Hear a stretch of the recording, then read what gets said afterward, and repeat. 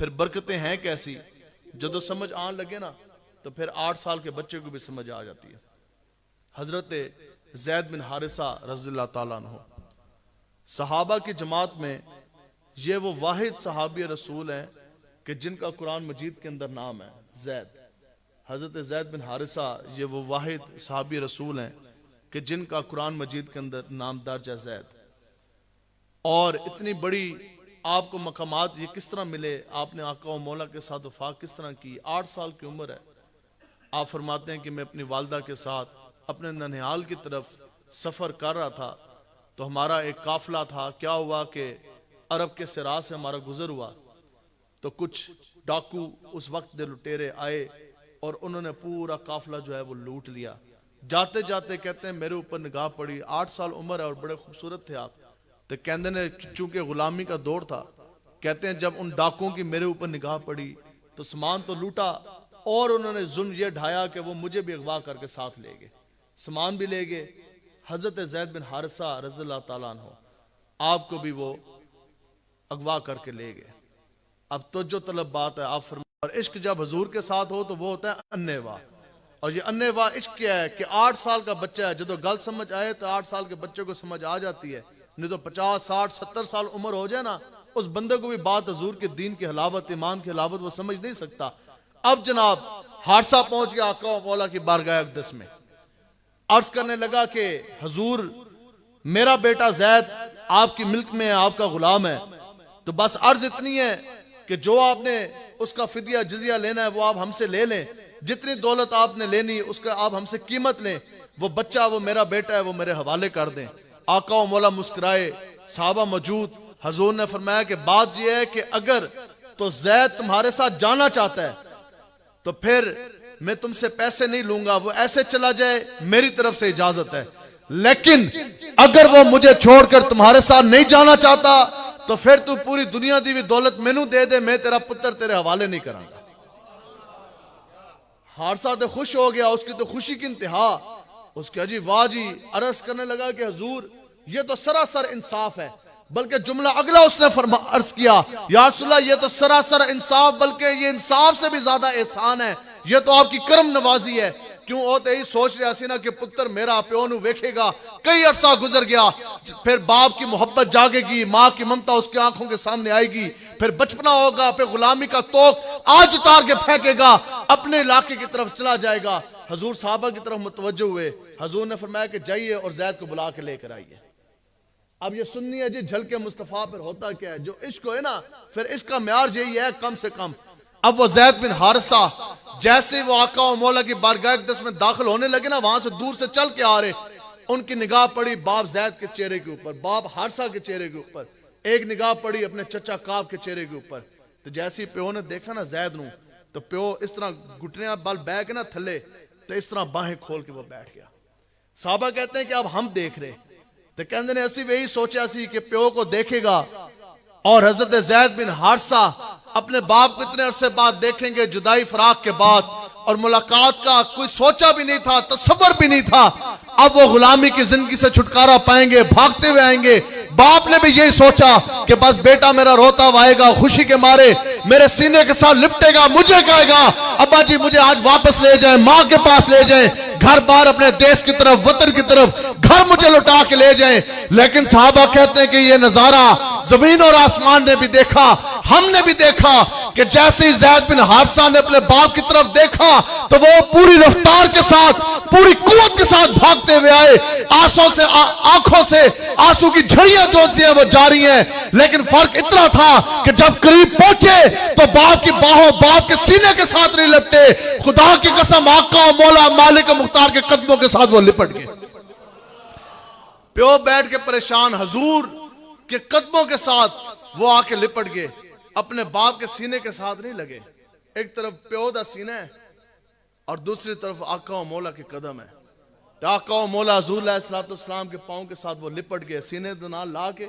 تو پھر عرض پتہ کیا کی، یہاں ہی امام نے قلم اٹھایا کہ یا رسول اللہ تیرے قدموں میں جو ہیں غیر کا منہ کیا دیکھیں، اور نظروں پہ جڑے کون دیکھ تلوہ تیرا، اور میں تو مالک ہی کہوں گا اور مالک کے حبیب، یعنی محبوب اور محب نہیں میرا تیرا۔ تو بس عرض کی کہ یا رسول اللہ بس اتنی عرض ہے عرض کی یا رسول اللہ بس اتنی سی عرض ہے کہ بس مجھے آپ نے میرے باپ کے ساتھ نہیں بھیجنا، مجھے آپ نے اپنے باپ کے ساتھ نہیں بھیجنا۔ تو جدو پیو نے سنیا نا تو پیو نے پتا کہ کیا اس کیا ہوئے زید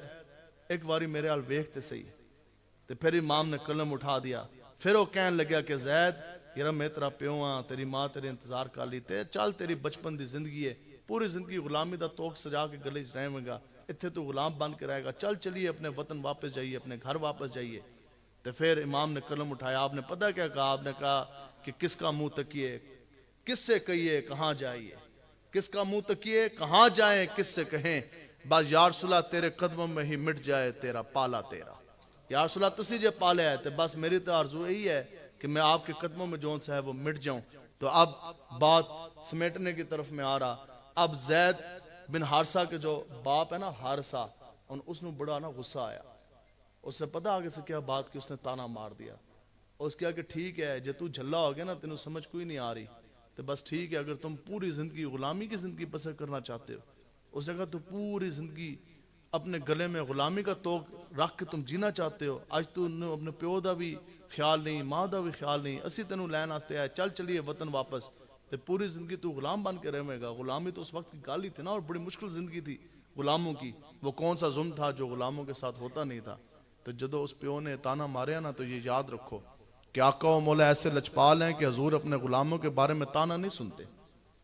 حضور اپنے غلاموں کے بارے میں خدا کی قسم، ہمارے والد صاحب ہمارے بارے میں بات سن سکتے ہیں، ہمیں خود جھڑک سکتے ہیں، ڈانٹتے ہیں، سب نے ڈانٹے مارے کھائیں، لیکن آقا و مولا مالک و مختار وہ ہستی ہیں کہ جو اپنے غلاموں کے بارے میں ایک لفظ بھی جون سا ہے وہ سننا گوارا نہیں کرتے۔ جدو پیو نے تانا ماریا نا کہ تو پوری زندگی غلامی تھی زندگی بسر کریں گا، چل ساڑھے نال، تو حضرت زید بن حارثہ نے تاریخ ساز جملہ فرمایا، آپ نے فرمایا کہ تو پیو ضرور ہیں لیکن خدا کی قسم میں کائنات کی کسی شے کو حضور کے اوپر ترجیح نہیں دے سکتا، حضور کے اوپر میں ترجیح نہیں دے سکتا۔ اب سننے والی بات، تو پھر جدوں اس دے پیو نے تانا مارے نا اچھا تو غلام بن کے رہے گا، صحابہ کہتے ہیں خدا کی قسم حضور علیہ السلام جلال میں آ گئے، حضور اپنی نشست سے کھڑے ہوئے، اپنے دست اقدس اپنے ہاتھ کے اندر حضرت زید بن حارثہ کا ہاتھ لیا۔ اب یہ کون سا دست اقدس ہے جس کے بارے میں حضور نے فرمایا کہ کائنات کے تمام خزانوں کی کنجیاں مجھ محمد عربی کے تلید ہوتے ہیں۔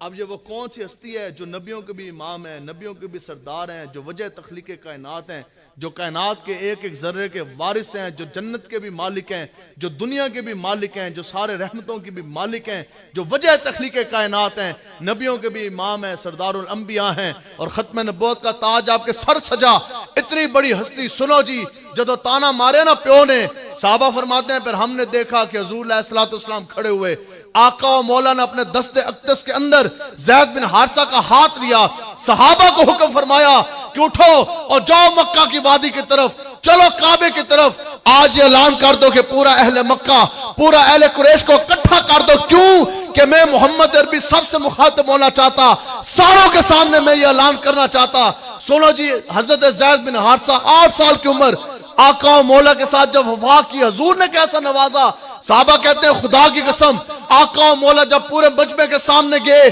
حضور نے فرمایا کہ اہل دنیا، اے اہل قریش، اہل مکہ، سنو کہ یہ زید بن حارثہ آج کے بعد میرے محمد عربی نے اس کو آزاد بھی کر دیا اور اس کو میں نے اپنا بیٹا بھی بنا لیا۔ حضرت زید بن حارثہ نے کتنی سے وفا کی، اور آقا و مولا حضور علیہ السلام نے کیا فرمایا۔ اب یہاں یہ بات ہے، جس بندے دی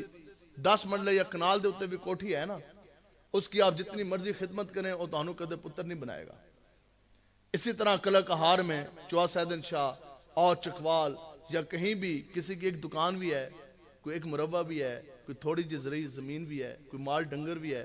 اس دی تسی جتنی مرضی خدمت کر لو، وہ کبھی بھی آپ کو اپنا وارث نہیں بنائے گا، کبھی بھی وہ آپ کو اپنا بیٹا نہیں بنائے گا۔ تو آخر یہ ہے وہ سرکار کا در ہے در شاہا تو نہیں، جو مانگ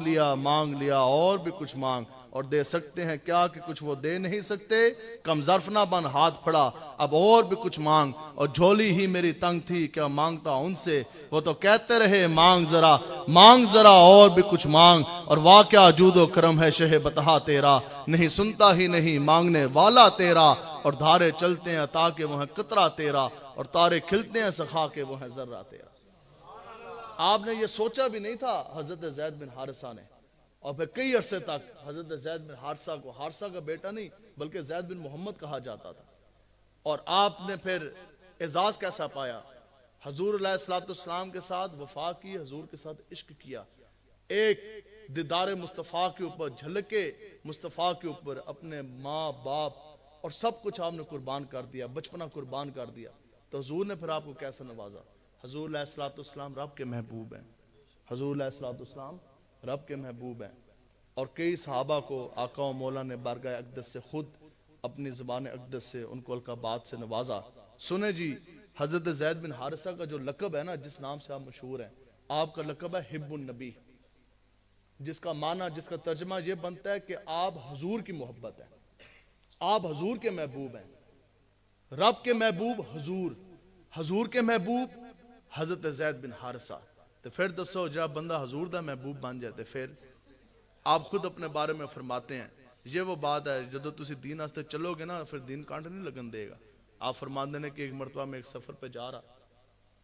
اور کیا ہوا کہ میرے ساتھ ایک منافق میرے ساتھ چل دیا، تے اسی تھک گئے سفر کردے کردے، جدو رات دی تاریکی آئی نا، اندھیرا چھان لگیا،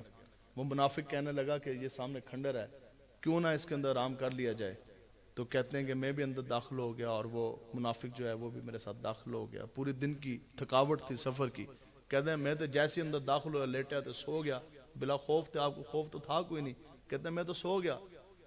کہتے ہیں کہ میں نو نا کچھ تھوڑی دیر بعد جسم تے نا کوئی الجھن جس طرح محسوس ہوئی، تو تھکے ہوئے ایسا بڑا پکا میں ستیا سا، کہتے ہیں جیسی میری آنکھ کھلی تو میرے ہاتھ جون سے ہیں اور پاؤں، پورا جسم نا موٹے رسے کے ساتھ بڑی مضبوطی کے ساتھ بندھا ہوا، تو وہی جو میرا ہم سفر تھا منافق سی، پہچان نہ سکے، کہتے ہیں اوہی نا اس طرح تلوار لے کے میرے اتنے کھلوتا سی، تو میں اس نے کیا، میں کہہ رہا تو تے میرا ہم سفر سی، تو تے میرا دوست تھا، تو یہ کیا وجہ ہوئی کہ تو منو شہید کرن لگے ہیں، قتل کرن لگے ہیں، تو تیری آخر میرے ساتھ دشمنی کیا ہے؟ تو اس منافق نے پتہ کیا کہا، اس کہا میں تینوں جاندہ نہیں ہاں، مجھے صرف اتنا پتا ہے کہ تیرا لقب ہے حب النبی، تو ہے حضور کی محبت، تو ہے حضور کا عشق، تو مجھے ہے حضور کے ساتھ بڑی دشمنی،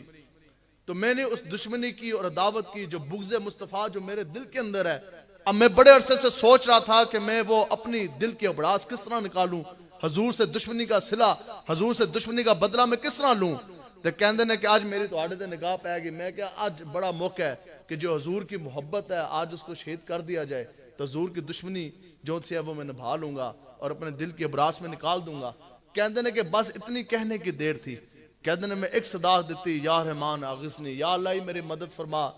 اب جو ہو رب کے محبوب کا محبوب، جو ہو حب النبی،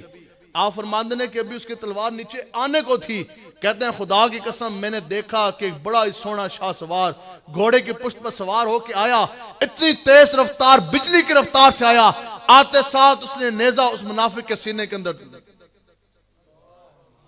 کہتے ہیں منافق ٹھنڈا ٹھار ہو کے مر گیا۔ اب اکثر بچے کھیلتے ہیں نا تو رسیوں میں ایک دوسرے کو باندھ دیتے ہیں، کہتے ہیں وہ جہاں شاہ سوار ہے ایسی نا، اور میں نے نا بڑے پیار کے ساتھ وہ میری رسیاں کھولنے لگ گیا، اب شاہ سوار ہے، اس نے ایک رسی کھولی، دوسری رسی کھولی، تو میں نے نا آہستہ آہستہ کھول کے کہہ رہے ہیں کہ آپ نے مجھے پہچانا ہے، آپ نے کبھی مجھے دیکھا ہے؟ تو حضرت زید بن حارثہ فرمانے لگے کہ میں نے آپ کو نہیں دیکھا، تو کہتے ہیں اس طرح نا بڑے پیار کے ساتھ رسیاں کھول رہے ہیں، تو رسی کھولتے کھولتے فرماتے ہیں، کہتے ہیں میں جبریل ہوں، رب نے آسمانوں سے آپ کی مدد کے لیے بھیجا ہے، تو آیا نہ درتے کیوں بد نصیبہ، ہزاراں رنگاں بچ رنگیں دے محمد۔